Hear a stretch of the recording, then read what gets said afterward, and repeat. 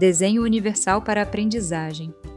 Princípio do engajamento diretriz, sustentar o esforço e a persistência. Aprender nem sempre é fácil. Muitas vezes exige tempo, esforço e persistência, e cada estudante reage a desafios de um jeito diferente. Alguns desistem rápido, outros precisam de apoio, outros se motivam com objetivos claros.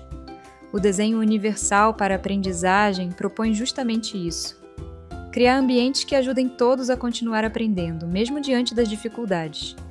Nesse vídeo, vamos entender como sustentar o esforço e a persistência na aprendizagem, que é a segunda diretriz associada ao princípio do engajamento. A diretriz, sustentar o esforço e a persistência, reforça que aprender é um processo contínuo e muitas vezes desafiador. Para que os estudantes não desistam no meio do caminho, é importante que o ambiente de aprendizagem ofereça suporte. Isso envolve objetivos claros, apoio adequado, oportunidades de colaboração e feedback constante. Por exemplo, um estudante pode se dedicar mais quando entende o propósito de uma atividade e sente que consegue avançar, mesmo com dificuldades. Quando o ambiente incentiva isso, os estudantes se sentem mais motivados a continuar.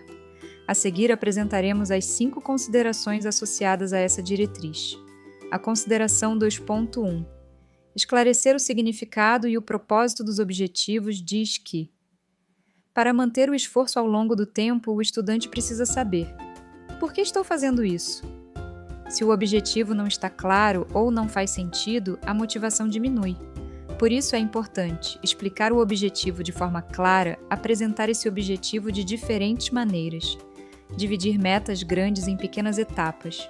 Por exemplo, em vez de apenas pedir um trabalho final, o professor pode dividir em partes: pesquisa, rascunho e apresentação. Também é interessante conectar o objetivo com a realidade do estudante. Por exemplo, um projeto pode ser relacionado à comunidade, à cultura ou aos interesses dos estudantes. Quando o estudante entende o propósito e enxerga sentido, ele tende a persistir mais. A consideração 2.2.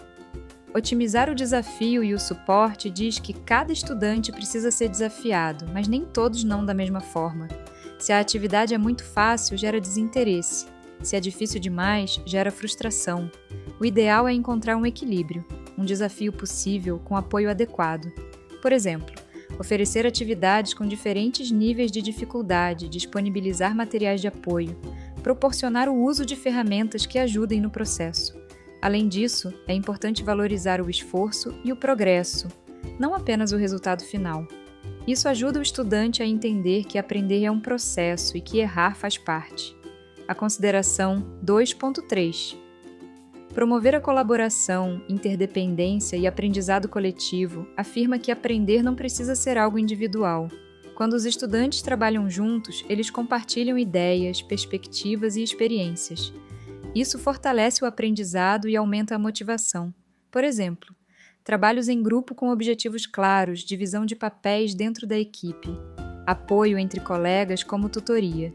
Também é importante ensinar quando e como pedir ajuda. Além disso, a ideia de interdependência mostra que todos podem contribuir e aprender juntos. Ou seja, não é só cada um por si, é construir conhecimento em conjunto. A consideração 2.4. Promover o sentimento de pertencimento e comunidade diz que, para persistir, o estudante precisa sentir que faz parte daquele ambiente. O sentimento de pertencimento é essencial, principalmente para estudantes que historicamente foram excluídos. Por isso é importante criar espaços onde os estudantes possam compartilhar suas ideias, suas identidades sejam respeitadas, diferentes formas de participação sejam valorizadas. Por exemplo, atividades em que os estudantes falem sobre suas experiências ou colaborem na construção das regras da turma. Quando o estudante se sente incluído e respeitado, ele se envolve mais e continua tentando, mesmo quando encontra dificuldades. A consideração 2.5. Oferecer feedback orientado para a ação fala que o feedback é uma das ferramentas mais importantes para manter o engajamento. Mas não basta dizer está certo ou está errado. O feedback precisa mostrar como melhorar. Por exemplo, em vez de dizer seu texto está ruim, o professor pode dizer: você pode melhorar organizando melhor as ideias e dando exemplos mais claros.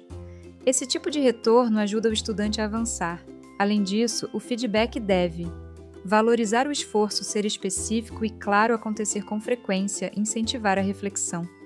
Também é importante evitar comparações entre estudantes. O foco deve ser o progresso individual. Quando o estudante entende o que fazer para melhorar, ele se sente capaz de continuar tentando. Nessa diretriz do princípio do engajamento, vimos que sustentar o esforço na aprendizagem não é só questão de força de vontade. É sobre criar condições para que o estudante continue. Ao deixar objetivos claros, equilibrar desafios, incentivar colaboração, fortalecer o pertencimento e oferecer bons feedbacks, tornamos o aprendizado mais acessível e motivador.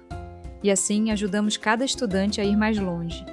Agora que já conhecemos a segunda diretriz, o próximo vídeo será a apresentação da terceira diretriz. Até a próxima!